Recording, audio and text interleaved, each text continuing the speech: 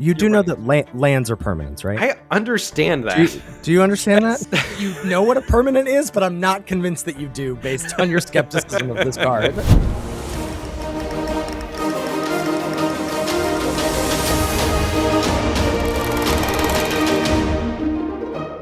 Hello, everyone, and welcome to not just another episode of Lords of Limited. We've got the Marvel Superheroes Crash Course for you. My name is Ben Warning, and joining me on the line, as always, Mr. Ethan, crowd of true believers, Sachs. Ethan, I've done some practice drafts. Sounds like you've done some practice drafts. I am a true believer going into this format. And what does that mean, though? I think it's going to be great. Believer, it's going to be great. I agree. Well, great maybe remains to be seen, because I do feel like we are predisposed to often come into crash courses excited for a new format. Listen, there's not one, not two, not three. There are 10 archetypes in this format. Can you believe it? I can. Christmas came early this year. I can believe there are 10 archetypes. But I will say that this format looks very interesting. The puzzle to solve, which is, when it comes down to it, is what brings us here every week, is that there's a fun puzzle to solve. And I feel like this looks like a really fun puzzle to solve. Yes. Amen. Yeah. I was hoping, as I said, I told you I was hoping to be able to scoop you. I was doing some practice drafts via our Discord, but then I saw you doing some the other day. I was hoping to be able to come and be like, I did some practice drafts. I have opinions based on those, based on nothing. Though it did actually give me some. Wow, just the practice draft slander right off the bat. I changed some of my opinions, and it confirmed some of my opinions as well. Well, I can't wait to hear all of those things. So let's get to it. So if you're joining us for New Set Season for the first time, welcome. We do things a little bit differently around here. We are not going to be doing a card by card graded set review, though. We will have a spreadsheet where we have graded all the commons or uncommons of the format separately from one another. That'll be available where you download the show. But what this episode is more for is for big picture stuff. So we're going to we've each been tasked to come to the episode with 5 format truths. We are going to go through those. We're going to also talk about the colors and their identities, what we predict that we will see from them in this format. We're going to talk about the cards that jump out to us, the cards that we think will matter, the top uncommons and notable commons. And then we'll wrap things up with maybe some sleeper commons, some notable omissions of cards we didn't talk about, and then some big picture takeaways. So hopefully all of that wrapped up in a neat little, let's say 80 to 90 minute package will get you primed and ready. And it will be a good supplemental, a good pairing for any other full graded card set reviews that you will experience before your pre-release. Ben, anything that you want to chat about before we get into those things? No, I want to get to the meat. Let's do the Patreon spiel and head on in. Let's do it. Okay, patreon.com/Lords of Limited is where folks can go to give back to the show if they so choose. The show will always be free. The Patreon gets you great perks. You get access to our Discord. You get access to our podcast feed, where you get not only this episode a day early ad-free, but also access to our weekly bonus episode of Lords Unlimited. We're also dropping monthly gameplay review videos, doing streams to Discord, practice drafts, the LOL Cube, which is really all I want to talk about instead of this new set, which does seem sweet. So any or all of that sounds of interest to you, head on over to the Patreon page, and we want to shout out our new patrons the first week that they join. So this week we are welcoming Andrew and John. Thank you. We really appreciate your support. Truly cannot say thank you enough. And also cannot say thank you enough to everybody who's done practice drafts of the Lords Limited Cube in the Discord. It has been so fun. They're not practice drafts. They're drafts. They're drafts, and then we play the game. Sure. Yeah, they're drafts, but I don't feel like we're at a final product yet. I think we're dialing in. We're honing. This episode is sponsored by BetterHelp. For some, summer's their favorite season. Travel picks up, kids are out of school, and adventure's the focus. For others, juggling it all can be tough and can lead to overwhelming feelings and counting down the minutes until the kids are back in school. And many worry they're wasting the days of sunshine. It's no secret that Ben and I both have big summer plans. A wedding and honeymoon for you, a new baby for me, are just around the bend. Over here, we're trying to enjoy the calm before the storm with as much family time with the 3 of us that we can fit in before baby girl comes and changes everything. How about you? Anything to counteract the headliner for your summer? Yeah, I've been trying to play a lot of golf. We treated myself to hiring a painter for the house instead of trying to paint it ourselves, which was a great decision, I think, for our relationship happiness heading into the wedding. So yeah, doing a lot of stuff to keep myself enjoying summer while leading up to the headline of the summer of getting married. Therapy can help people better understand their needs, feel more confident setting boundaries, and create a version of summer that actually feels good. With over 30,000 therapists, BetterHelp is the world's largest online therapy platform, having served over 6 million people globally. A short questionnaire helps identify your needs and preferences, and if you aren't happy with your match, switch to a different therapist at any time from their tailored recs. You don't have to say yes to everything this summer, though, Ben, you should be saying yes to something this summer. Find support in therapy. Sign up and get 10% off at betterhelp.com/lords.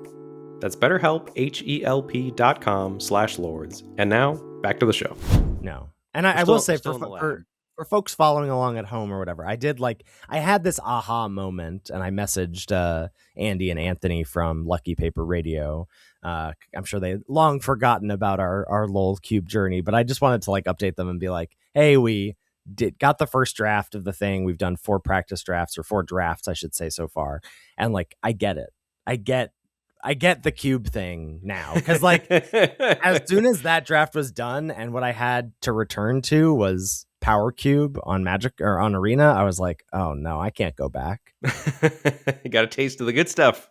I got a taste of the good stuff. And I think we're going to get a taste of some good stuff here with Marvel superheroes. So, format truths. Ben, I want to go first here. Okay. Because I think unless you've changed your tune, you're really not going to like my first one. Oh, okay. Low-powered format? Get out of here. Number one, for a superhero set, the cards don't feel that super. No. Now, what I mean by this is two things, twofold. One is commons are back in a big way in this format. Agree with that, yeah. And power level is scrappy. And what I mean by scrappy will trickle down into my other takes here. But I think a big shift from Secrets of Strixhaven, where I thought there was a real correlation between the number of commons in your deck. As that number goes up, the quality of your deck is going down. I do not think that is the case in this format. I think commons will happily make up the bulk of your deck. And even the rares don't seem that broken to me. The rares that are air quotes broken feel like 2-for-1s. It's a creature that comes in and kills another creature. How quaint. Oh, we're only seeing that at rare. How nice. So that's my take, is that I think the power level is ratcheted down in this format, and how that's going to play out is that commons are back. So I think I largely agree with your take, but I will say I still think the commons being back, the commons are powerful and the uncommons are powerful. I don't know that it is less powerful overall. I just think it is spread out and rife for putting together powerful commons and uncommons to make even more powerful stuff happen. That'll take me into my second point, which is this format is synergistic with a capital S. I think that is where the power is coming from. It is not coming from raw card quality. It's going to come from how are you painting on your empty blank canvas here with the colors that are given to you from the packs. It reminds me a little bit of Kaladesh Remastered, lots of not big A plus B synergy, but I think there's going to be lots of pockets of synergy. You're really trying to build a deck that is greater than the sum of its parts. And I think that's going to come from, I've got this package of cards that works together and it overlaps with this package of cards that work together. I think it will be much more that than it will be large swaths of, there's artifact stuff, there's villain stuff. But I think the more overlap, and there's, I don't know, a dozen, 24 sideways build around type cards that I think aren't going to be the focus of your deck, but will be, the reason to include these 4 commons over these other 4 commons. Absolutely. Completely co-sign that take. Format truth number 3, winning decks in archetypes will look different from each other. Again, coming off of Secrets of Strixhaven, we're what a Lorehold deck looked like. What a Witherbloom deck looked like. I think that color pairs decks that win are going to look vastly different from one another in this format because of that thing about pockets of synergy, the synergy that your specific deck is after, which some blue-white decks might be after certain things. They might be trying to make Reed Richards care about making tokens. So then you're going to want to be skewing towards some token makers. If you don't have Reed Richards in your blue-white deck, you might not care about tokens as much, that sort of thing. The synergy your specific deck is after will dictate what cards your color pair wants. Love that take as well. Number 4, it is trivially easy. This is shout out to practice drafts. It is trivially easy to fill out your 3 and 4 drop slot and hard to fill out your 2 drop slot. Yes, that is I similar to one of my takes as well. I think it is quite possible. Now, I'm not ready to call it, but I think it's quite possible that basic land cycle will be the 2 drop of choice in the format. I also think that missing land drop 3 will be an auto lose, so mulligan appropriately. Yeah, I felt that from the practice drafts as well. Are you ready to use the S word? We calling this a slow format? I'm not ready to use the S word. Not ready to use the S word yet. And then number 5, we are back to drafting with preferences. I think this is partially due to we are no longer in a guild set life after 3 guild sets where you just sort of had to do what the table told you to do a lot of the times. I think the power level, as I said, is low. I think signals will be harder to read, and you taking the draft by the wheel, by the seat of the pants, whatever, will be important. I also think that if you figure out a kind of deck that makes good use of a handful of underrated cards early, you're just going to be able to draft that deck over and over and over again if you want. I can't wait. In a practice draft at the end of pack 1, I was black. And I had feelers into green, I had feelers into white, and I still had 4 archetypes open to me at the end of pack 1, and it felt incredible. But the point I agree with that. The point I'm trying to say the thing I'm trying to hit home with this point is that after about pick 3, pick 2 in a pack, the power level is just like, it's flat. And so it's a lot harder to be like, oh, well, clearly I'm getting this signpost, this signal, pick 6. Now, maybe that'll coalesce after pick orders all, become homogenized or whatever. But I think that you're going to sort of have to be like, what am I doing? And what cards in this pack support what I think I'm doing versus letting you have to come to the draft versus letting the draft come to you or whatever. Yeah. And I think to tie it back to the Lords of Limited Cube, because that is on my brain, when we give the little 1-minute spiel of what the cube's about before we sit down to draft, I've been telling people, this is a high synergy format and you need to be doing something with your deck. If your deck is not actively doing a thing, you're going to have a bad time, because there are a lot of decks that do a thing and are powerful. And I think that is going to be absolutely true in this format as well. And I think similarly, a big question everybody wants to know, because it's the easy hook is what are the archetypes doing? Give me a rundown of the archetypes. And in the LOL cube, I'm like, that's not a thing. There are multicolored cards, but they're not all yes, and blue-black is draw 2. And do we have some of that in this format? Yes. But the signposts are largely not you have to do this thing with this color pair. They're hey, if you happen to be doing this thing with this color pair, I might help out a little bit. Yeah, this format is about cooking for sure. Yeah. All right. Those are my format truths. I didn't get a lot of pushback. I think we see a lot of good things. I think we both see a lot of the same things. I think we both see a lot of good things from a Dave Humphries format. Number 1, Marvel Superheroes is a high synergy format that rewards you for making your deck greater than the sum of its parts. Ding, ding, ding. Check, check, check. Check, check, check. All right. I'm live audibling here as a result of practice drafts. The official Marvel Superheroes Power Color Rankings. Oh my God, what a monster. What an absolute getting monster. It in there early. You know what's great about this is we're doing this, then we're going to come back with our early access takes, and then we are vanishing. And no one, we will never be able to adjust our opinions until the Pro Tour episode. Okay, go ahead. It's going to be fine. So I initially had white in first place. And I think white looks extremely aggressive to me in the format, but I think it's going to be really hard to be aggressive in the format. So I'm live audibling here, and I'm shifting white down. So I'm going to go black number 1, blue number 2, white number 3, green 4, red 5. And I love red as a color, but it just does not do it for me in this format. And I'm calling it now as an Esper format. I like this take. I think I would have called it a Sultai format myself. I think I might swap green and white. I feel like I always like black and I always don't like red. And that doesn't usually bear out to be true. And so I'm trying to keep that in check as well. But that ranking lines up. We will talk, I assume, a lot more about why you're ranking those when we get to the color identities. Yes, absolutely. And I could honestly, if I could see it being green too after the practice drafts. I could see it being a Sultai format. Esper, Sultai, that's where, but I am pretty down on red after card evals, and then that doing the practice drafts kind of confirmed that I was down on red. As you like to say, the cards I thought were bad, and I didn't draft them. I read them again in a pack and I said, I don't want that card. Yeah. Number 3. There are a lot of high toughness cards that reward you heavily for doing a thing. And I think this means a couple things for the format. I think it means you need to have a way to kill them.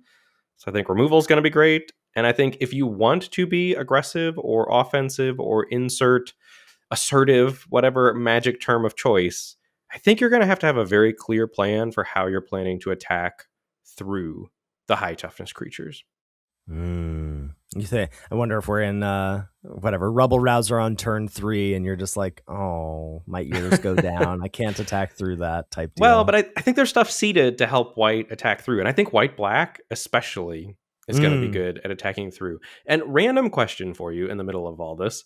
This equipment stuff.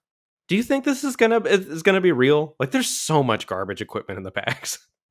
Yes, I in one of the practice drafts wanted to build around the black 3-mana 3/3 that you pay 2 life to equip something basically, and then you can also tap sack an equipment that's attached to it to give something -4/-4 until end of turn. And I was like, oh, this is cool. And I was like, but the equipment is all trash. It's so bad.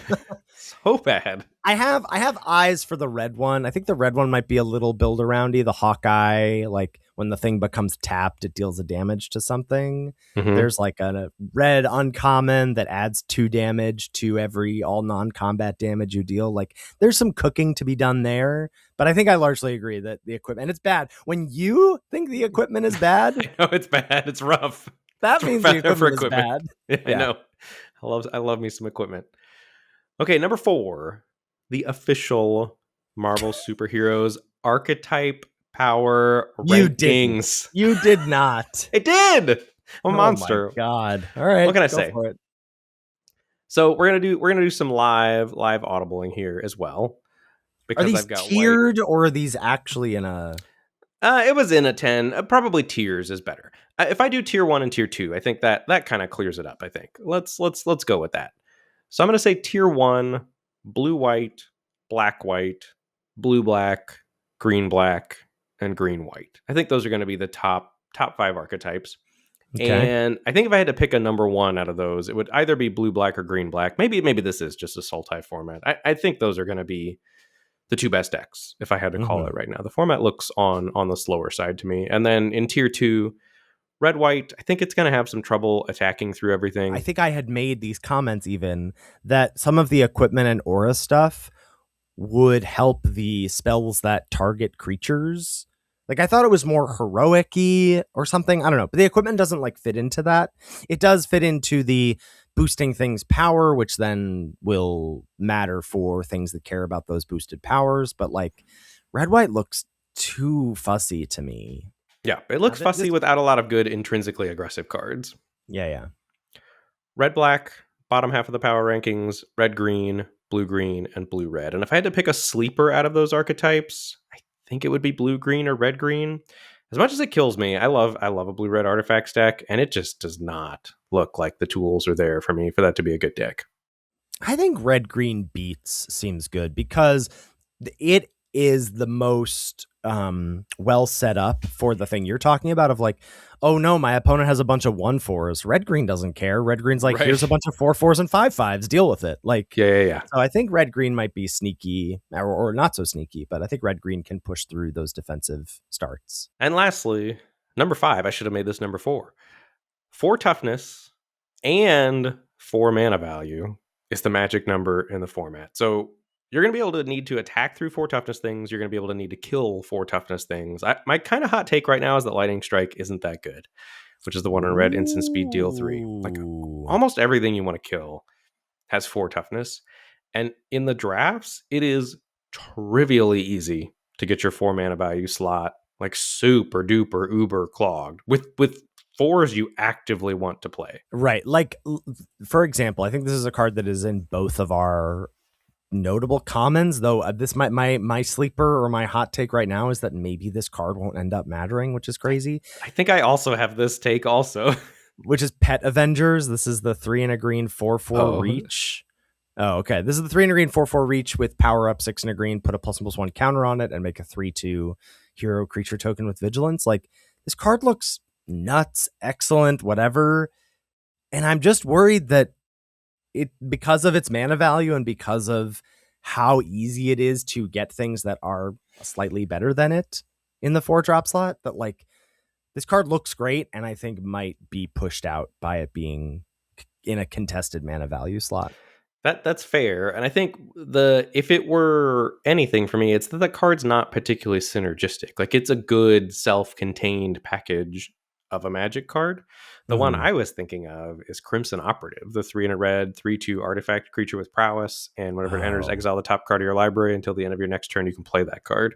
I will hear no such thing. This is a 2-for-1 in a desolate landscape of 1-for-1s. Okay. I like Crimson Operative still. But yes, the point stands that just like a 4-drop common doesn't end up making your deck that much because there's better stuff to do. There's good 4-drop rares, there's good 4-drop uncommons, there's 4-drop uncommons that are engine-y. Like, there's just a lot of 4-drops that are synergy engines. There's also 4-mana removal that you will have to run because that's your catch-all removal. Yes. Yeah. Okay. Great. So we get to the colors and the cards? Let's do. All right, let's kick things off with white. I'm going to let you kick things off because I approached the color identities a little differently, and I think our approaches will talk well to each other, but I think mine will supplement yours. So I want you to kick things off. Kicking things off with talking about white generically or the white uncommons? Just white generically first. Okay. I think as a generic color, white seems super hero focused, which is no shock. Like, white is extremely hero focused, black is extremely villain focused, and the other 3 colors are kind of a mismatch of each. But I think if we're thinking about formats as spectrums, the more you are playing with white, the more you're going to care about heroes. The more you're playing with black, the more you're going to care about villains. And then white black does this cool thing where it kind of cares about both in some senses. Mm-hmm. But I think it's super hero focused. I think it's very aggressive. I think there's a lot of good aggressive cards in white, and I think it's very similar at uncommon. But I think the format is hostile to aggro. There's just not a lot of 2-drops that help you push through an X4 or a 2/5 lifelink or whatever. The white 2-drop common that has prowess, it's a 2-mana 2/2 with prowess, might be sneaky good. I'm curious about, like, part of me wonders if it's not in the right color. Like, wouldn't it be better if that was red or blue? But I wonder if that's just going to be key to the aggressive strategies because it will be hard to block that kind of card into open mana. But I see what you see. So what I tried to do for each of these colors was just I looked at the commons and uncommons on Scryfall and just wrote down what are all the themes that this color is doing, or what are the things that it seems to be like, hey, I could do this thing or that thing. White has heroes, that's top of the list. It has some life gain. It has +1/+1 counters. It has self-targeting, and it has attack alone, which all wraps up to a creature and combat focused color to me. Yes, absolutely. Okay, so what are your top white uncommons? Top white uncommons. Number 1, I feel very good about this. Agent 13, Sharon Carter. This is 2 and a white for a 3/2. Whenever a creature you control attacks alone, investigate. That card, I think, is nutter butters. Yes, I agree. And like, yes, it is something that cares about attacking, but it's giving you a clue. Like, it's giving you value for the game to go long. So there's a little dissonance there, I feel like, between... But just I don't think that makes it bad. Yeah. But I don't look at this and think this is an aggressive card, even though 2-drop into 3-drop is where this card shines. Correct. But it's a great card. It's not necessarily aggressive. It is also my number one. So, okay. Yeah. Number 2, I feel less good about this one after drafting it early in a draft. This is Agent Maria Hill. This is single white for a 2/1 uncommon. Whenever Agent Maria Hill becomes tapped to pay a teamwork cost, put a +1 counter on her and draw a card. There's just not a lot of teamwork running around in the format. The best one is Go Nuts, the green fight spell. But it also feels like each color gets what? 1? 2? There's just not a lot. There wasn't a lot. Yeah. So I feel less good about Agent Maria Hill being my number 2 uncommon. I had this list made before doing all the practice drafts. And in the number 3 slot, I've got Okoye Dora Milaje Leader. This is 3 white for a 3/2. Whenever Okoye enters, create 2/1/1 white soldier creature tokens, and attacking creatures tokens you control have first strike. I think I'm just already going to audible that up to the number 2 slot and put Agent Maria Hill in number 3 and see if any of yours pique my interest. Yeah, I have Agent 13 at number 1. I have Okoye at number 2, and my number 3 is White Widow Free Agent. This is 3 and a white for a 2/3. When it enters, choose 1, put a +1/+1 counter on each of up to 2 target creatures, or return target artifact or enchantment card from your graveyard to your hand. I also have eyes for the sort of Samwise Gamgee reprint. There's like a 2-mana 2/1 lifelink flash that returns a permanent card from your graveyard to your hand that was put there this turn. I like that quite a bit too. But I basically just like, where are my 2-for-1s at? Because they're not really at common. So wherever they are at uncommon, I'm snapping them up in this list. What white commons made your notable commons list? I've got 3 white commons on the list. Number 1, Hero in Training. This is 2 and a white for a 2/2. When it enters, draw a card. If you control another hero, you gain 2 life. Yep. Card seems absurd. Mm-hmm. Take up the shield, 1 and a white for an instant, put a +1/+1 counter on target creature. It gains lifelink and indestructible until end of turn. My hot take is that Take Up the Shield. This is Biosynthetic Burst 2.0. Oh, yeah? Yeah, my Take Up the Shield did not make my notable commons list. I like Take Up the Shield a fair amount. And then Web Up, also 2 and a white enchantment. When it enters, exile target non-land permanent opponent controls until this enchantment leaves the battlefield. I'm proud of you. I'm proud of you for putting Web Up on your list. I did it, yeah. I just think we've seen time and again that the removal spells belong in the top commons list, notable commons list, and I think Web Up is a good removal spell. I do have some sleeper commons I'm very excited about, unless you have others in your top commons list. Do you have the Land Cycler there? I do not have the Land Cycler in my top commons list. I will be interested to see. That feels like it's got Imperial Oath Award written all over it. But I think I would like to save sleeper commons till later. Okay. My list of 10 notable commons, I just did 2 from each of the 5 colors. That was my very, clean way to do it. Yeah. I'm going to make sure all my children are loved equally of you. That's what I do as I'm gearing up for child number 2. That's what I'm trying to do. Let's talk about blue. What do you think is going on with the color blue? Blue seems like it's got several core good cards to me at common and at uncommon, and then a lot of specific support cards for the various blue archetypes. So I think it's got a few that are headliners that go in every deck, and then basically it's deck specific after that. But I think almost all of Blue's decks look pretty good to me, with the exception, I guess, half do. I'm pretty excited about blue white and blue black. I'm a lot less excited about blue red and blue green. But I see what you see in terms of the core, not only the core good cards, but the core good cards being flexible. That's one of the reasons I like the Sultai colors more than I like red and white, is that, you know, that list of white things that white does, heroes, life gain, +1/+1 counter, self-targeting, attack alone, like, they may not all necessarily be in conversation with each other.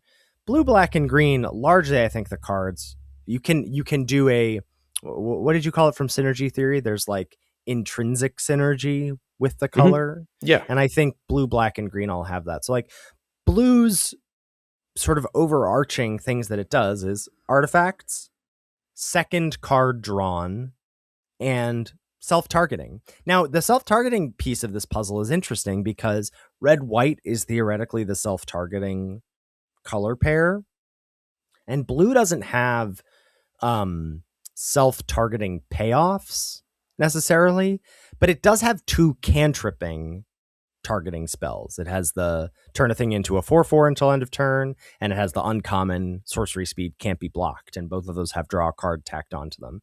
So I am wondering if like blue red or blue white, or maybe a loose Jeskai, if you will end up being a self-targeting thing that brings in blue to the party. But that aside, I think the artifacts and second card drawn of it all, like those are clear and they can talk to each other pretty nicely. I think artifacts are terrible. And I hate saying that, but like I think the artifacts deck really seems to want you to have a density of artifacts. Like it wants you to have 18 artifacts in your deck or whatever. Mm-hmm. And I think to do that, you just have to run so many garbage cards. And I think if you're running that many garbage cards, I don't think that seems great. And then if you have 10 good artifacts and 13 other good cards, I don't think that also a good deck makes. I think I mostly agree with you. I agree with it because I read this point that you said that the best artifact cards are just good cards. Like, you know, it doesn't take a rocket scientist to put shield deployment drone on their top commons list, the 2 and a blue 2/2 flyer that brings along a 1/1.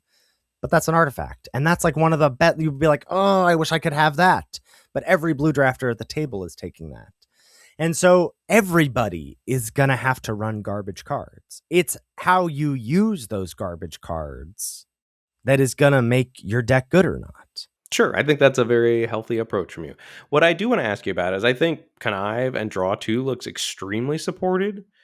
Does that look like it has a more aggressive bent to you?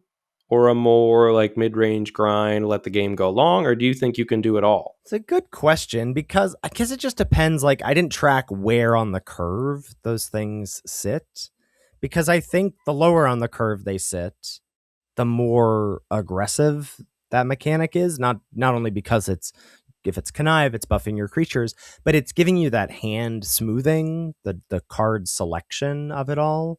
I am a little worried though that so much of the connive incentivizes you to pitch not lands. And so I'm wondering, does that mean we're going to be running 16 lands in this format, 15 lands in your maximum connive decks so that you just have the stuff to pitch to them? I don't know. But I don't think of blue-black as being an aggressive color right now. I think what it means is that your single black 1/2, 2 and a black, return it from your graveyard to your hand is going to be juicy in this format. I think every black deck wants a copy of that card. I agree. You don't have to sell me on that. So what notable uncommons or what top blue uncommons made my list? Number 1, I got Justice Vance Astrovic in the number 1 spot. That's 2 and a blue for a 2/2 flyer. When it enters, return up to 1 target non-land, non-token permanent to its owner's hand. And whenever another non-land permanent you control is returned to its owner's hand, put a +1/+1 counter on Justice. The year of Mana Wars continue. Like, what a card, right? Like, you can either get value and make a 3/3 flyer right off the bat, plus let it grow, or you can tempo your opponent out. It's got the +1/+1 counter synergy for all the cute blue-green stuff that's happening. This is an incredibly pushed Magic the Gathering card. Yep.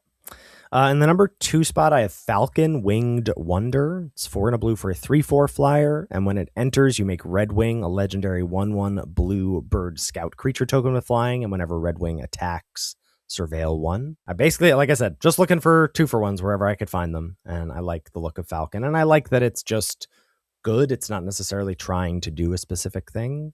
And then in the number 3 spot, I have Iron Lad, Diverging Destiny. This is 2 and a blue for a 2/2 artifact creature.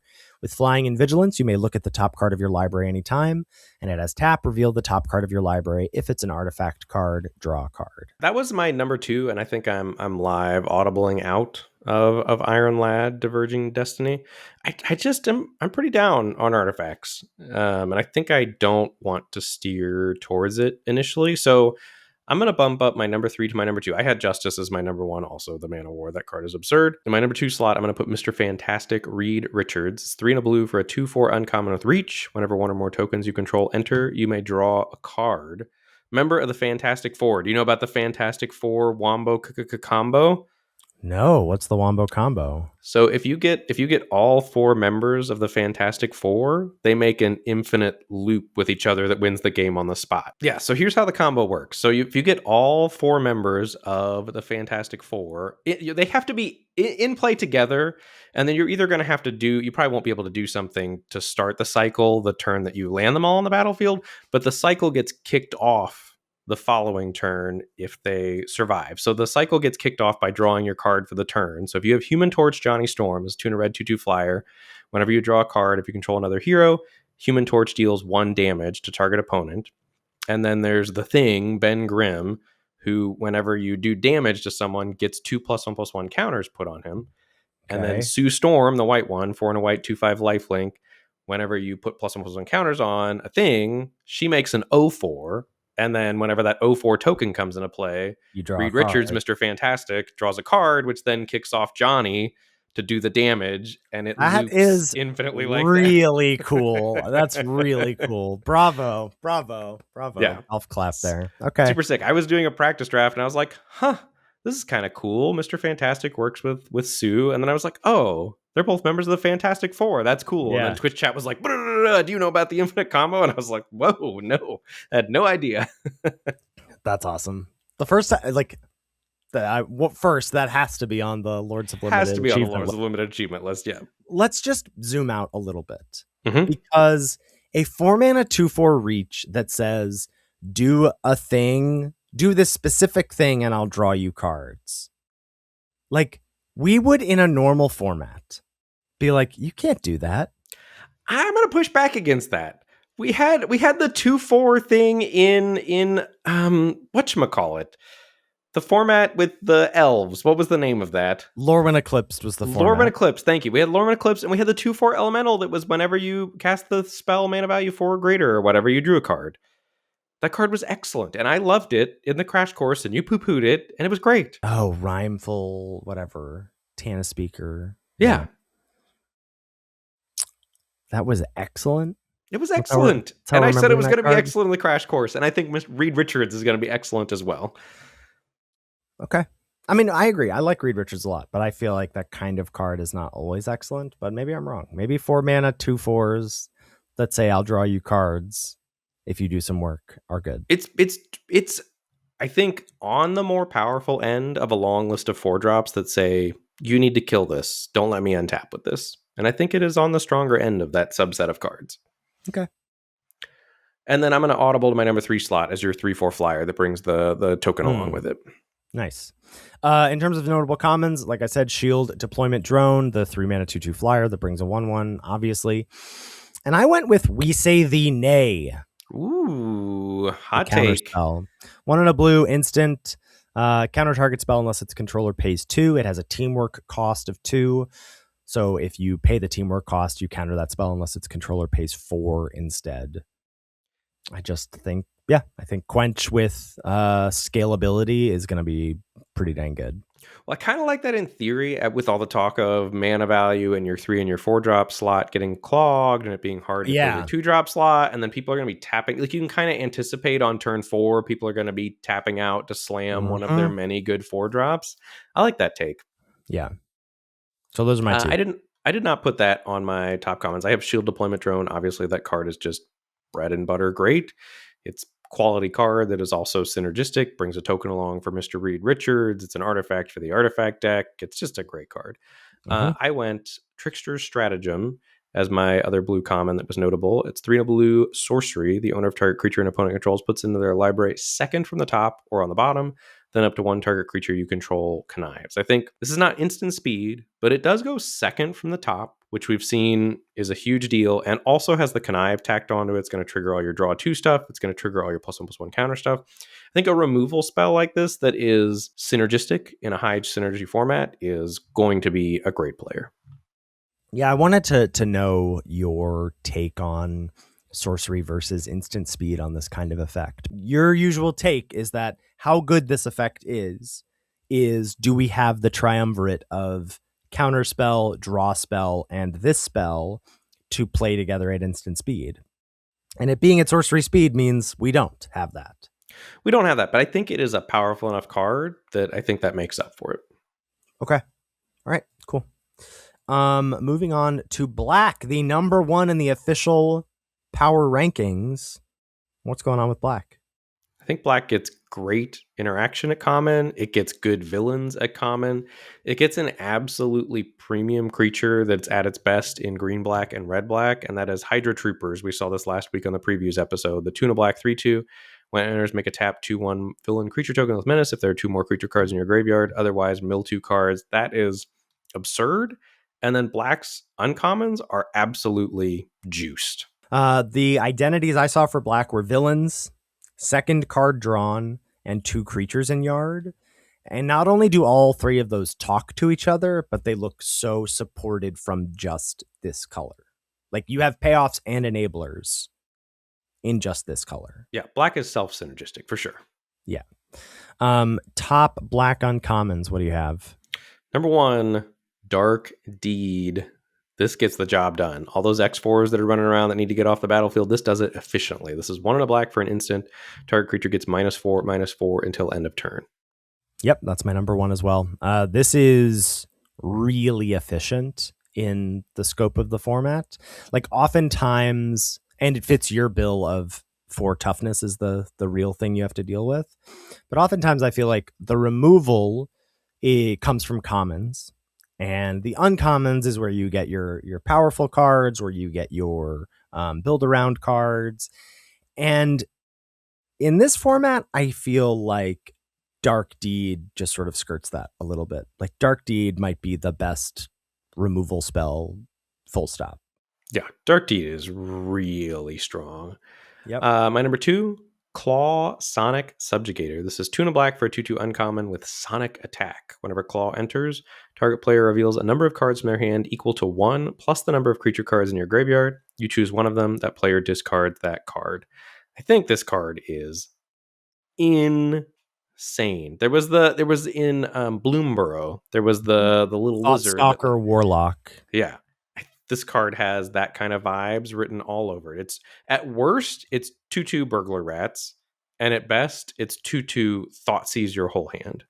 Well, I'll push back against that comparison a little bit is that the thing about Thoughtstalker Warlock is it could come down on curve as Thoughtseize your hand. This cannot Thoughtseize their hand on curve. Correct, but this card is insanely good. Yes, I like this card a lot. I believe I gave it a B- or B or whatever. It did not make my top 3 uncommons, but that's just because of how juiced black is, I think. Okay. And I'm feeling slightly less good about my number 3 pick here, although this is still a great card. It's just your 4 slot gets so clogged so easily. But I've got a 4 drop here in the number 3 slot. This is Moonstone Harsh Mistress. 3 in a black for a 2/4 flyer. Whenever you discard a card, you can exile that card from your graveyard. If you do, until the end of your next turn, you may play that card. I think this is going to be absolutely premium if you're doing some conniving. But I don't know that you need this benefit if you're popping off conniving. I think this is less good than Reed Richards, for example. In the world of 4 mana 2/4s that draw you cards. Yeah. Correct. Yeah, I like that card. But I don't think I gave it as high a grade. I don't feel as like, maybe that should be on my list as I do about your second one there. Okay, so I have 2 other ones. I have Dark Deed number 1. In the number 2 spot, I have Baron Strucker, Hydra Overlord. This is 2 in a black for a 2/2. Villain spells you cast cost 1 less to cast. And whenever another villain you control enters, you may have it connive. Do this only once each turn. Can I quiz you about this card? Because I was surprised to see this on your list. Yeah, I feel like quiz me. I feel like this doesn't pass your test. I feel like you're very outspoken usually about 3 mana 2/2 doesn't cut it. Do you know what I mean? Like that is a terrible rate for this card. I assume you must think that the other abilities are enough to make up for that. I mean, this is never engaging in combat and is extremely fragile. So this could be terrible. It has types. And I am perhaps over-indexing on my comparison to, there was a card very similar to this. I think it was a 3 mana 2/2 that reduced villain's cost in the Spider-Man set. That card was also a Gravedigger. So that was a lot different than this. But I think that, yes, a 3 mana 2/2 doesn't cut it, but the fact that you will make up for that cost because of the cost reduction on future villains, I think is important. So I'm giving, and just everything is a villain. If you're a black deck, I think that this being a mana dork for that plus the connive, I think I'm going to give it a pass as a 3-mana 2/2. I didn't find that in my drafts. Like I really found that white blue and white green were like heroes, Mm-hmm. and that black red was villains. But even once you started to push into blue black, I would have assumed blue black would have been all villains. But there's some good blue heroes. Like your blue black deck is probably running Reed Richards. Do you know what I For mean? sure. Yeah. Well, So yeah, I guess because you're making the 2/1 villain tokens. Yeah, correct. Baron Strucker might not. This might be a bad take, but I like it where it is right now. And then my number 3, which actually this could be bumped up. This card is ridiculous. Madam Mask is 4 and a black for a 3/2. When it enters, she connives, and whenever you draw your second card each turn, make a 2/1 black villain creature token with menace. So at the bare minimum, it's a 5-mana 3/2 that loots and makes a 2/1 for you. And then threatens to, if I untap, every draw 2 is coming with a 2/1. Correct. So this card is nuts and should be Yeah. on my list. I remember not having this on my list, seeing it on yours and then going back to read it, and I was like, "Oh, I like misunderstood something about this card." I don't know what I misunderstood, but I definitely didn't note that it itself brought the token along with it when it came down because of the Yeah. connive, and I thought leaving it off my list and having that discussion on the podcast would be more beneficial than me just retroactively adding it to my list. That card is broken, and I think significantly better than Moonstone Harsh Mistress. Yeah, there you go. Okay. Yeah, and this probably should just be my number 2. In terms of black commons, I have Hour of Defeat, the 3 and a black instant, destroy target creature and surveil 1, and the aforementioned Hydra Troopas, 2 and a black for a 3/2. When it enters, create a tapped 2/1 black villain creature token with menace. If there are 2 or more creature cards in your graveyard, otherwise mill 2 cards. Yeah, both of those cards are on my list. Hour of Defeat is a great removal spell. I think there's one better. I think Cruel Alliance is better than Hour of Defeat. So Cruel Alliance is 2 and a black sorcery, teamwork 2. Exile target creature with mana value 3 or less. If this spell was cast using teamwork, instead exile target creature card and you gain 3 life. So this is either going to be flat on mana value if you don't teamwork it, or if you do teamwork it, you kill anything for 3 mana and it's 3 mana value instead of 4 mana value. And there's the life gain buffer. There's the potential for teamwork payoffs if that is a thing.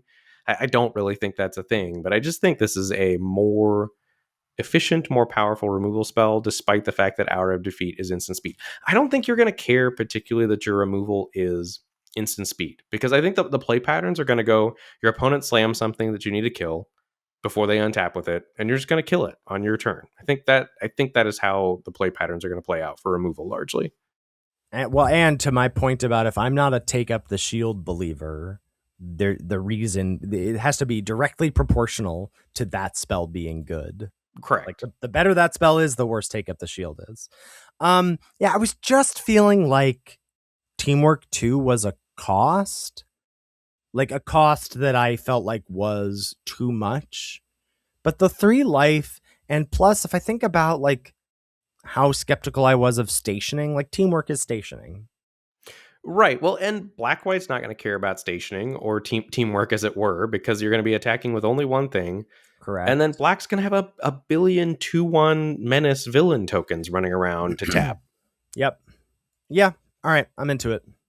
You sold me. Okay. And I think to zoom out, as you wanted to do earlier, Black's uncommons, like we had so many different ones and they're all so good. And those removal spells are, I think, the best removal spells in the format. Certainly, I'm pitching Cruel Alliance as the best removal spell in the format. The sorcery speed, exile something mana value 3 or less, and then if you teamwork it, you exile anything. Hydra Troopers looks like probably the best creature in the format to me. If you can enable it, I am just in love with Black. Yeah. Well, the fact that blue black gets both Hydra Troopers and Shield Deployment Drone, like it gets both of these premium, these 3-drop 2-for-1s at common, is really good. The format designers are going to let the villains win. Doesn't seem right. Seems like white should be the best color in the format, huh? Speaking of do the villains win? Where are you at on plans now? Because I'm fully out. Yeah, I'm not into plans. I'm fully out on the plans. Blue has like 16 bounce spells. Yeah, they're very fussy. They're very fussy. Like, I'm sure one or two of them will end up being like, oh, okay, you can do that. But largely, I was like, I don't think I want to do this. Like, I got to do work. Every deck is going to have to do work, period. Like, more work than I think we are used to doing in Limited, which I'm fine with. Like, in terms of you gotta cook, you gotta make cards reach their ceilings, etc. Just not sure if plans is where it's at. Yeah, I would co-sign that take. All right, red. What's going on with red? Red's commons just fall off an absolute cliff after the top two, and I'm calling Lightning Strike one of the top two, and I don't think I am that impressed with Lightning Strike. And maybe that's heresy as a limited content creator, but that's where I'm at right now.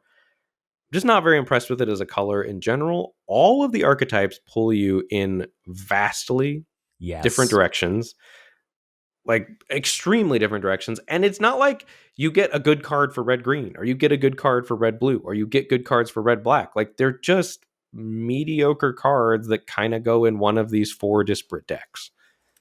Yeah, that was the biggest thing I kept noticing, where I was like, I don't feel like there's, and certainly if Lightning Strike isn't it, I didn't feel like there were headliners at common or really uncommon for the things that red is trying to do. One is trying to do such different things, but it doesn't even get good things to try to do all that stuff. The uncommons were slim pickings as well. Mm-hmm. And Outwatch, like, red's going to be the best color, I'm sure. But like, if we compare black to red right now, everything we're saying about black, it's got powerful interaction, it's got powerful creatures, it's got self synergy, it's got self contained synergy with Connive and the creatures in the graveyard and XYZ. Red has none of that. It does not have powerful commons. It doesn't have powerful uncommons. It doesn't have like a headliner creature, really. I mean, Crimson Operative maybe, but that's at the 4 mana value slot. Yeah, I agree. So the things that red is trying to do, it's doing artifacts, it's doing villains, though not, it's doing villains, but it also has heroes. That's sort of the awkward thing. It's doing self-targeting. That is the one piece of this puzzle that I'm like, is this card deck gonna be great or terrible? And I'm really hoping it's great, the self-targeting stuff. Like, I'm excited about it, but I am worried that it just is gonna be like a house made of toothpicks or something. Like, it's so fragile. And then it does have this cool like non-combat damage thing.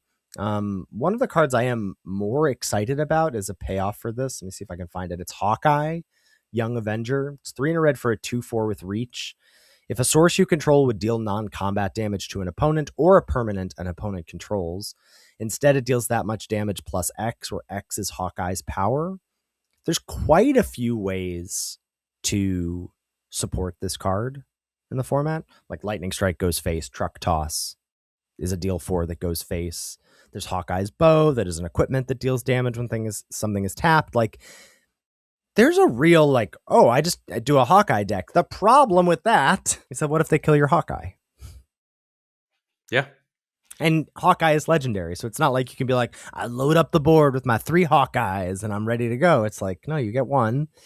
And then if they kill that, you deal with it. So that is the stuff that excites me the most about red. That's the other reason that, like, I think we'll talk about this in your top uncommons list. You have this card, but the self-targeting stuff, red has a really good payoff for as well. So red's uncommons. Truck Toss is the number 1 for me. 2 red for an instant, deals or costs 2 less to cast if you control a vehicle. Truck Toss deals 4 damage to any target. I think that the burn reach that red has is the thing I'm most excited about it, and I think Truck Toss is the biggest chunk of damage there. In the number 2 spot, I have Photon Blast Barrage. This is X red for a sorcery. When you cast this spell, copy it X times, and you may choose new targets for the copies. Photon Blast Barrage deals 1 damage to target creature.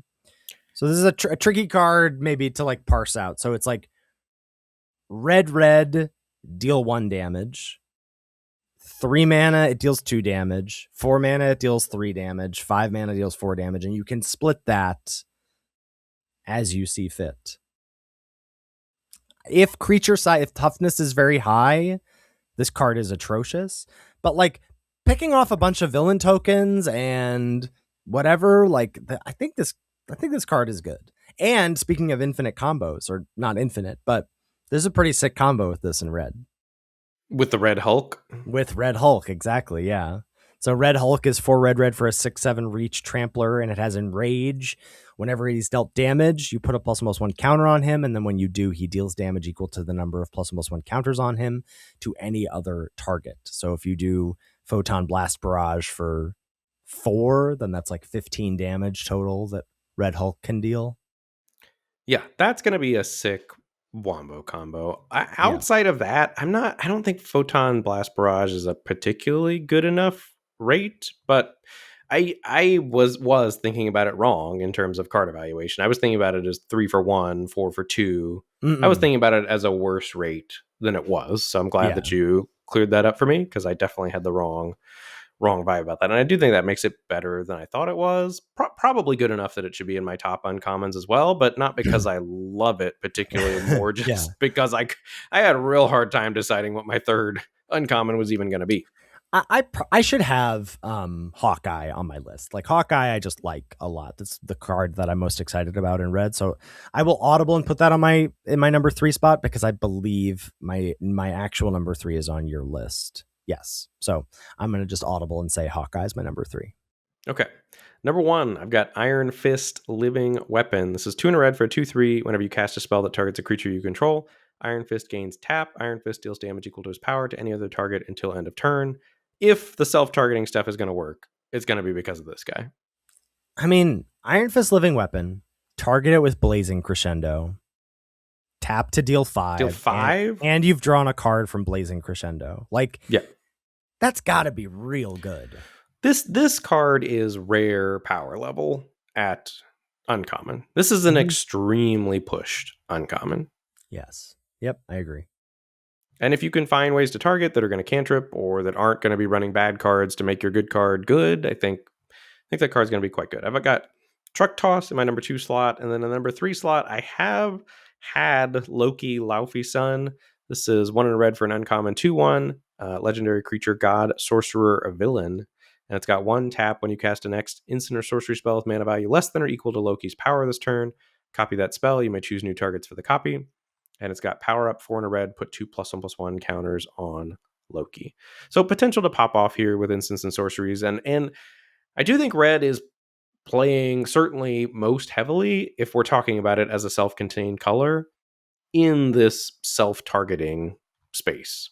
Well, also, I know we're not talking high praise about Lightning Strike, but you get to double Lightning Strike the turn you untap with this. Correct. That's why I put it in my slot, because it just plays great with Lightning Strike face up. I could see making room for the Photon Blast Barrage. I don't know. I'm kind of coming around to Red's uncommons being a little bit better if you think about them more holistically. I'm kind of thinking that Truck Toss maybe gets edged out. That like the real list is like Hawkeye, Iron Fist, and Loki maybe as like 3 creatures that are like, I'll help you do a thing. But even Jessica Jones is going to help you do that thing too. The 2 in a red, 2/3 that when you tap her to exile cards equal to her power, and if you buff her power, then you're going to be exiling the 4 or 5 cards or whatever. Well, I just think that Jessica Jones on her own, we were talking about like, is this card a good card that's homeless? I think with not loving red, like we were worried that red's going to be doing all these different things and Jessica Jones won't fit. I'm not convinced about the different things that red is doing. And I think Jessica Jones is just like, hey, I'm good and I do this thing on my own. I think Jessica Jones also is going to be pretty darn good. I don't even think you need to make like buff her power. Like every other turn you draw 2 cards with her. But all of a sudden, like just through this discussion here, if my criticism of red is that it gets pulled in all these different directions and doesn't get good cards for all these different directions, if we just think about red as doing the self-contained, I want to be self-targeting, I want to be buffing my creature's power, and then like doing cool combos with that sort of stuff, then I start to like red a bit more. I agree. But that's the kind of stuff that makes me most excited about this format is you're like, okay, well, as soon as I have this card, then all of a sudden these 3 previously thought of as garbage commons rise in my pick order. Yeah. I think there's just going to be a ton of that in the format. Notable commons for me, we've talked about both of them. Lightning Strike, 2 mana, deal 3 to any target, and Crimson Operative, 4 mana. 4 mana. It's a 3/2? Yeah. Oh, my brain, this was a 2/3. Oh, I like it better as a 3/2. Do you? I like it worse. I like it better as a 3/2. 4 mana, 3/2 prowess. When it enters, exile the top card of your library until the end of your next turn. You may play that card. Yeah, those are both in my notable commons as well. All right, last and certainly not least, green. I feel like green's kind of similar to blue in that it gets some clear top commons and then like fills out the roster fairly well. Like I think there's another 3 commons or whatever that are pretty solid, like that I'd be happy / excited to put in my deck. There's not that much hero support at common for green, which was weird to me for green white heroes. What do you mean not much support? Like it just doesn't have a lot of heroes? Yeah, it just doesn't have a lot of heroes. It's got like the dog, whatever, the pet Avengers, dog, cat, bird, hero. Yeah, I guess the Mana Dork is a villain. There is a card that I really like that's a hero, but I'll save that one. But I see, I'm looking at green right now. I see what you see. And then, much like red, also, I think green's top uncommons are bangers and then fall off a cliff. Yeah, one of the things that I found tricky with green in the practice drafts was I never quite felt like I could get into it because of that. Like you would have to see one of the, we're in Khazar of the Savage Land or something, like one of our top green uncommons. You have to see that early. Otherwise, it was hard to get into green because you would see Pet Avengers. You'd be like, that's a good card. I don't really want to take that here. Because the problem with Pet Avengers is that it is a good card, but it's not a great card. Like it's not like whatever, the blue 3-drop that's a 2/2 that brings a 1/1, or the black 3-drop so it's not like a 2-for-1. It's not great. And so you see it and you're like, that's good, but it's not particularly synergistic with what I'm doing, and I need to take synergistic cards for my deck. Yeah. It's very tough to have Pet Avengers be the reason you go into green, especially at 4 mana value. Correct. I think I'm about to audible and take Pet Avengers out of my notable commons list, because there's a card I like better than it anyway. Okay. Green uncommons, number 1, I assume is the same for both of us. Khazar of the Savage Land. This hit A- territory for me in my grades. Yeah. 4 and a green, 3/2. You can look at the top card of your library at any time. Play lands from the top of your library. When it enters, create Zabu, a legendary 2/2 green cat creature token with landfall. Whenever a land you control enters, put a +1/+1 counter on Zabu. Like what? What is this card? This card's nuts. Yeah. It's just ridiculous. The next couple are good, but nowhere near that. I have number 2, Punishing Punch. This is 2 and a green instant, cost 2 less to cast if there are 2 more creature cards in your graveyard. Target creature you control deals damage equal to twice its power to target creature an opponent controls. That is extremely efficient. Like just a fine rate in general, and then if you're doing it for single green to basically kill anything at instant speed, that's extremely strong. And then in the number 3 slot, I've got White Tiger Ava Ayala. This is 1 green for a 2/2 with power up, 5 and a green. Put a +1/+1 counter on White Tiger and create the Tiger God, a legendary 4/4 green cat god creature token with the Tiger God can't be blocked by more than 1 creature. Yep. I really like White Tiger. That is my number 2. Khazar, obviously my number 1. And in the number 3 spot, I have Punishing Punch, the 2 and a green. So we've got the same 3, just slightly different order. Yep. In terms of notable commons, I have Go Nuts, the single green sorcery with Teamwork 3. Choose one if the spell was cast using Teamwork. You choose both. You put a +1/+1 counter on target creature, and target creature you control fights target creature and opponent controls. Just massively tempo positive. And I'm going to kick Pet Avengers to sleeper commons, and I'm going to bump up a card that I am excited about that is a hero, and that's Wakandan Royal Guard. It's 4 and a green for a 4/4 with vigilance. When it enters, put a +1/+1 counter on target creature. If that creature is another hero, put 2 +1/+1 counters on it instead. I think there is a lot of, think about the blue Mana War. That's a hero. All of a sudden, that's a 4/4 flyer. Like when this dumps 2 counters on something, I think it's going to be big game. The 3 mana 2/2 in white that draws a card, hero in training. Dump 2 counters on that, and all of a sudden you're cantripping 3-drop is a 4/4, and this is a 4/4. I think it's going to be really easy to make this card 6 power of stats and 2 of it having haste. That I'm excited about Wakandan Royal Guard. I hear what you're saying. It still feels out of place if you compare it to the power and synergy level of the other notable commons to me. Okay. More for me then. More for you. So what do you have on your list? For commons, I have Go Nuts and Pet Avengers, but I could be easily convinced that Pet Avengers does not belong. Should we chat? Let's chat multicolor cards and Yes. then some sleeper commons. Yeah. So I made my classic mistake that I always do, which is I gave nods to hybrid cards a bit more than I think will actually bear out. But some of the hybrid but in my defense, I feel like some of the hybrid cards are the cards that I actually like. So I'm not even like, it's not even just on I'm giving them a bump of power level because of their flexibility in the draft, but also because I just think they look like darn good cards. So obviously these aren't really in a list, but if they were, or in an order, I should say, if they were, Killmonger, Scourge of Wakanda would be top of the heap. It's 2 black-green for a 3/3. When it enters, you may sack another creature. When you do, destroy target non-land permanent an opponent controls. As long as there are 2 or more creature cards in your graveyard, Killmonger gets +2/+1. This is going to be top of the 17 lands power rankings for sure, I would imagine. Has to be, unless black-green is just atrocious somehow, and it doesn't look like it's going to be. Yeah. I did put Iron Man Master of Machines on here, which maybe I hate in retrospect. That's 2 blue-red for a 1/4 legendary artifact creature. It's got flying and vigilance. It gets +1/+0 for each other artifact you control. And whenever Iron Man attacks, if an artifact entered the battlefield under your control this turn, draw a card. Maybe I don't like this on my list anymore. I have it on mine as well. That card is good enough. Like, there have to be artifact decks. I just, I think you're only going to want to draft it if nobody else is fighting for it. It's going to be like blue-red otters in Bloomburrow or whatever. And then I've got U.S. Agent John Walker, 3 and Orzhov hybrid for a 3/2 that brings along Sturdy Shield, which is an equipment that costs 2 to equip and gives something +1/+2, and it auto equips to John Walker. That card is great. Like that's just great. A great card. It's very flexible mana value wise. It's synergistic with tokens coming in. Like, it does what you need to do in terms of buffs power. It buffs power to help you punch through things. That card I think is great. Yes. That's not on my list, and it probably should be.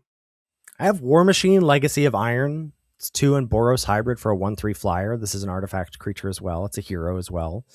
At the beginning of combat on your turn, another target creature you control gets +X/+0 until end of turn, where X is War Machine's power. I think if Boros is a thing, I think if aggressive decks are a thing, I think this card is going to be quite good. You get this thing's power even up once, and now it's a 2/3 flyer, and it's giving something +2/+0 every turn. I think that's a lot of damage. Take up the shield, baby. Yep. And then my last one is Abomination, Terrifying Titan. This is 3 and Gruul hybrid for a 4/4 trample, and it has power up for 5 Gruul. Put a +1/+1 counter on this. He fights up to 1 target creature an opponent controls. This is big. Yeah. It gets bigger. Potentially a 2-for-1. I think it's good. Yeah, I like that card. I have a couple more on my list that you didn't have on yours. Got Captain America Living Legend on here. This is 1 white-blue for a 3/4 vigilance. Whenever a creature you control becomes tapped during your turn, if it's the first time that creature's become tapped this turn, untap it. I just think that card's a rate monster. And then I also have Black Widow Double Agent. I love this card. 1 white-black for a 3/2 Death Touch. Whenever a creature you control attacks alone, it gains first strike and menace until end of turn. I think this card's going to be extremely oppressive from the white-black deck. I like white-black as an archetype quite a bit. I agree with both of those sentiments. All right, the sleeper cards. How are we defining sleeper here? I treat sleeper as, like you said, you were going to move Pet Avengers down to sleeper commons. Pet Avengers doesn't strike me as a sleeper card because it's obviously just a great rate magic card on card evaluation metrics. Like, sleeper commons, I'm evaluating as this is my chance to get in my hot takes. That's what sleeper commons is to me. Great. So I will adjust accordingly, because I think a lot of mine are like, these are just the second tier of commons, and that's not quite the prompt for this. Okay. Like so for example, I'll kick things off with Panther Pounce. Yes. White, Instant. Target player investigates. Target creature gets +1/+0 and gains flying until end of turn. Untap it. That is a lot for 1 So, mana. and I was knocking this initially for not cantripping up front, that it, you got to pay 2 extra mana to get your card But back. if it cantripped, it should be like 2 and a white or whatever. You know what I mean? But, well, yes, Or if 1 and a it's white, doing all of probably. that stuff. I mean, we've seen in the past, just like +1/+0 and draw a card for a single white mana. And I was like, that would just be better because what I want to do is target my creatures and cantrip. But someone pointed out that with this version, you can't get blown out. You're getting your card back no matter what because target player investigates is on there. You're also getting a token entering the battlefield, and you're also getting an artifact entering the battlefield. Correct. Yeah, I I think think this this card does card's a lot for 1 mana. Yes, I totally agree. I think this card is real good, and it could end up being notable, but perfect sleeper card. I also have, I don't know if this qualifies as a sleeper per our definitions, but Burrow Backup. 4 and a white sorcery, create 2 3/2 white hero tokens with vigilance, basic land cycling. Like, this card's pretty obviously powerful, but I think like sleeper in the terms of, like you said, has Imperial Oath vibes.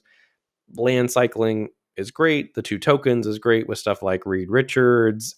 You get 2 tokens to wear your equipment well if your equipment is any sort of good at all. Just think, where are you at on the land cyclers splashing themselves? Are you on like run a couple burrow backups and a planes in my blue black deck or whatever? Yeah, it's interesting because I think all of them except the green one can splash themselves. I think the rest are all single pipped. So black gets the 5 mana 4/4 menace. Red gets a 5 mana 5/5 reach. Green gets a 6 mana 6/6 trampler, and blue gets a 4 mana 3/3 that connives. I think this one is certainly the most powerful to splash itself, but I'm pretty in on all of them. Yeah. Which I'm kind of surprised to say because I usually don't love the land cyclers. The fact that they are colorless basic land cycling, meaning like they will just find whatever color you want and they can splash. And I don't think the 2 drops are particularly good. I had to keep reminding myself in the drafts that they could get any land. Like, all of them help you splash however you want to splash. Yeah. It's very cool. I think that the land cyclers are all really good. Yeah. I've got Ariel Doombot on this list. I like this one less, I think, now, but this is blue for a robot villain artifact creature 1/1 flyer, and it's got power up 5 and a blue, put 3 +1/+1 counters on this creature. So either a 6 mana 4/4 flyer or a single blue 1/1 flyer. Yeah, I'm not crazy about that card. Also have Bold Biochemist. This is 1 and a blue for a 1/3 with power up 6. Put a +1/+1 counter on this creature and draw 2 cards. Muldrifter is back, baby. This card stinks. I can't believe this is on your list. Stinks? This is a 2-drop that you can play that stays relevant later?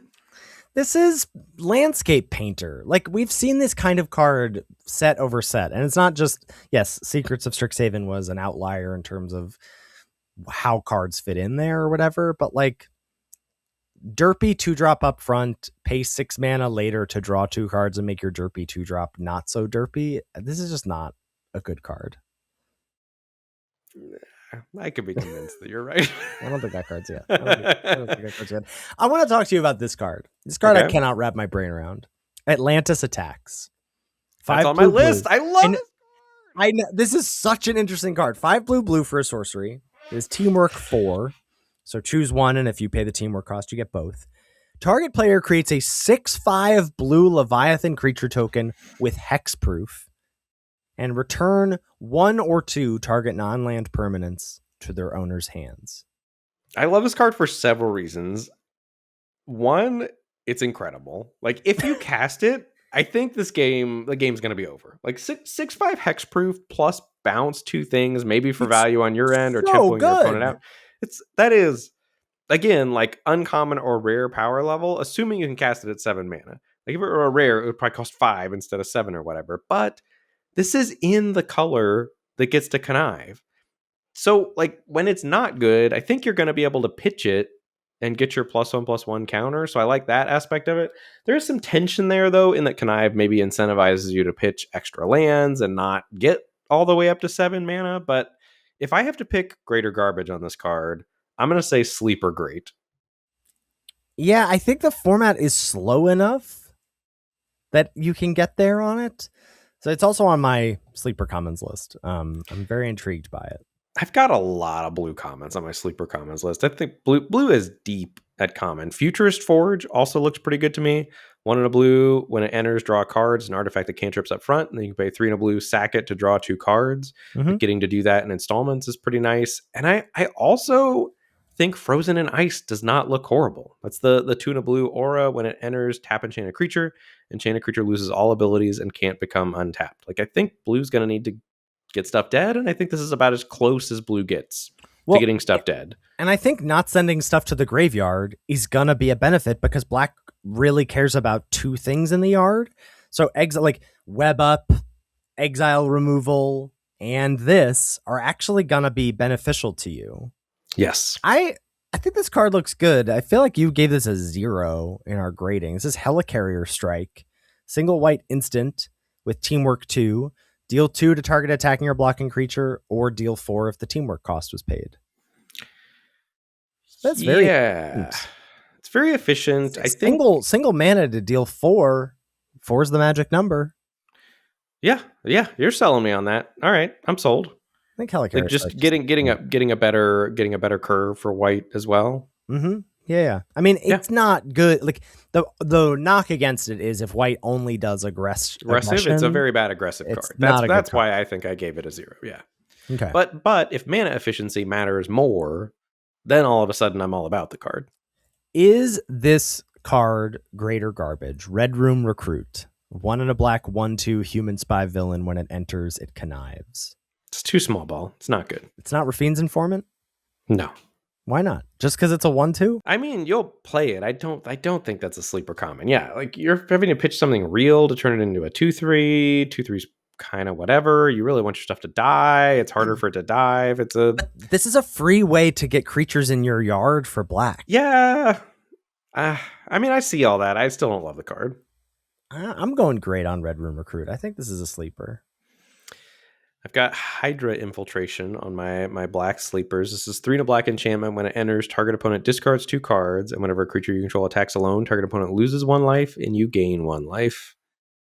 I mean, this is the definition of a sleeper, but I feel like I'm in a coma reading this card. This card ain't it. You are predisposed. Anytime a black enchantment says gain a life, lose a life, you're in. But I think this is only a black-white card. But imagine getting a couple of these down. Imagine spending turn 4 and turn 5 doing nothing to affect the board. Maybe your opponent discards some cards. And then getting attacks in during those turns because your opponent's also not done anything. And then you what creatures? The ones you played on turn 2 and turn 3. Oh, those ones. Okay. Yeah. I don't really think that card's going to be good, but I do like it. Talk me off the ledge with this card. Speaking of discard, Ninja of the Hand. 2 in a black for a 2/2. Oh, this is bad. This card's bad. This is bad. 2 in a black. Tell the people what it does. 2 in a black for a 2/2 human ninja villain with death touch, and as power up 4 in a black. Each opponent discards a card. Put a +1/+1 counter on this creature. You're never getting anything relevant with this. Your opponent sees it coming from a mile away. What if you just think about it? This is a 5-drop. What if you don't you play it on 3 in case of emergency? But not impactful enough. You can't see this from a mile away. It's a 2-for-1. There's no 2-for-1s in this format. Nah, I don't buy it. It's too clunky. I'm still buying stocks on Ninja of the Hand. Still buying stonks, huh? Stonks are going up. Can I talk you into Hire a Crew? It says 2 in a red for an instant. Create a 2/1 black villain creature token with menace. Then creatures you control get +1/+0 until end of turn. I don't think you can. What is this card? Like, if you think about it as a instant speed, a flash creature, probably combat trick-ish to push some damage from your stuff, but red wants the power on its creatures buffed. This is a 3-drop creature that does what red wants to do. It's going to buff your things to help the stuff where the power matters in red. It's got a 2/1 menace token, which is going to receive buffs well in the future. It makes a token enter the battlefield. It's a villain in black-red. I think this checks a lot of boxes for red. I'm not buying it. I feel like every box it checks is too small. Like if I'm buffing my creature's power, I want the creature's power buff. If this gave it haste, creature's got plus and plus 0 and haste until end of turn. No, it I would would be be in. so pushed. That wouldn't be that pushed. 3 mana, 3/1 menace haste that gave the rest of your team plus 1 plus, so that'd be insanely pushed. That'd be fine. It'd be fine. It'd be a C. Fine. I think Blazing Crescendo should be on our sleeper list. I think Blazing. I think that's a good take. The more I'm looking at this, that what red does, I think Blazing Crescendo is really important. This is 1 in a red. Target creature gets +3/+1 until end of turn. Exile the top card of your library until the end of your next turn. You may play that card. But and this discussion is really what I feel like is the cool part of this format. I think it's important that we did what we did this episode, which is talking about here are the good cards. And you see that you and I are largely aligned with what the good cards are. But what we're excited about is the next tier of like, how can we make these other cards work and rise up to the power level of what we see in the format? And the first 2 weeks are going to be chock full of everybody going, did you see this? Did you see that you can do this? Did you see these cards working together? And that is what's going to make this format sweet, I think. I cannot imagine being a person who doesn't know about the Fantastic Four combo. Yes. And then like seeing that happen to you the first time. Mm-hmm. Yeah. I've also got Repulsor Blast on my list, which again, not really the game of sleeper commons, but I do think this card's going to be better than normal. This is 3 in a red, sorcery, teamwork 2. Deals 5 damage to target creature. If the spell was cast using teamwork, it also deals 2 damage to that creature's controller. I just think you're going to need to be able to kill bigger stuff in red. I think this is closer to 4 mana, kill whatever you want, than it is not. And with Hawkeye in play, you can deal 4 damage to your opponent with the bonus. Heck yeah, you can. God, Hawkeye looks so good. The only other card, we should just talk about this. Rapid Rescue is very good. This is the single green instant. Mill 2 cards, put a permanent from among the milled cards into your hand, you gain 2 life. Is it? Yeah. Do you remember Seed of Hope? This is a functional reprint of Seed of Hope from March of the Machine. And that card was very good in that format. You have to have a very high permanent count in your deck. In what world do you not have a... You think you might miss on this? Yeah. You're half your deck is permanent lands. What are you talking about? It's very hard to miss on Rapid Rescue. It's very hard to miss. And it's this is what? Okay, time out. But can we what number of creatures do you need to have before you do know that lands are permanents, right? I understand that. Do you understand yes, that? I do understand that. So you've got 17 lands and 15 creatures, and we think that's good enough? 100% that's good enough. But then you're also running this, but you have to run removal too, and then your creature count starts to dip down into 13. Are we happy with that? Because you're trying to get creatures in the graveyard. There's some very real tension between needing Artifacts to run and enchantments also fit this bill. Like instants and look, you're telling me you know what a permanent is, but I'm not convinced that you do based on your skepticism of this card. Okay, but you're telling me this. There's some real cognitive dissonance here in that if we're excited about this card, presumably you're wanting to run 2 to 3 copies of it. And then you also need to run interaction. And that's pushing your...